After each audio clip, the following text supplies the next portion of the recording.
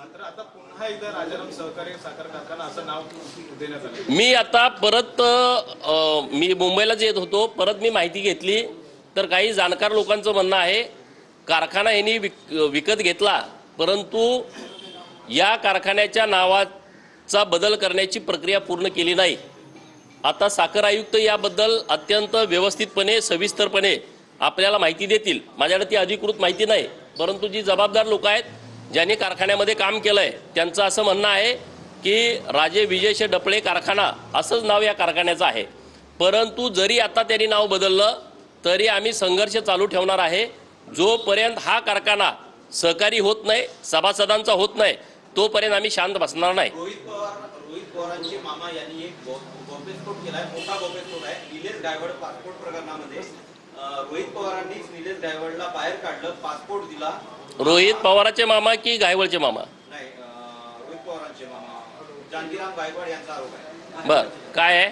गायकवाडचे मामा रोहित पवारांनी निलेश गायवळला बाहेर काढलं आणि पासपोर्ट दिला असा गौप्यस्फोट। मग बरोबर आहे ना, त्यांनी मागच्या 8-10 दिवसापूर्वीच मुलाखत दिली, मी ती मुलाखत ऐकली की जेव्हा 2019ला रोहित पवारांना निवडणूक लढवायची होती तेव्हा त्यांनी निलेश गायकवाड आणि त्याचा भाऊ सचिन गायकवाड यांची मदत घेतली होती।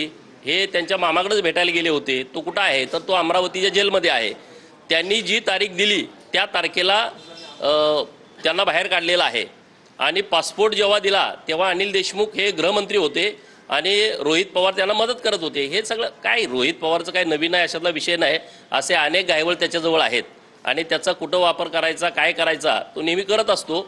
रोहित बरोबर फिरताना अनेक मोक्कामधले आरोपी त्याच्या फोटोमध्ये असतात, त्यांच्याबरोबर फिरताना ते समाजसेवक असतात, विरोधात गेले तर ते गुंड होतात, अशी त्यांची परिस्थिती आहे। प्रामुख्याने तुम्ही गेल्या काही दिवसांपासून एका शहराचं नाव आहे ते बदलण्याची मागणी करत होता, ते म्हणजे इस्लामपूरचं ते ईश्वरपूर असं हे नाव देण्यात आलेलं आहे। काय सांगा? आमचे आदर्श आमच्या आस्था छत्रपती शिवाजी महाराज आहेत, धर्मवीर छत्रपती संभाजी महाराज आहेत, पुण्यश्लोक अहिल्यादेवी होळकर आहेत, महात्मा ज्योतिबा फुले, सावित्रीबाई फुले, डॉक्टर बाबासाहेब आंबेडकर आहेत, नरबीर राजे उमाजी नाईक आहेत, अण्णाभाऊ साठे आहेत।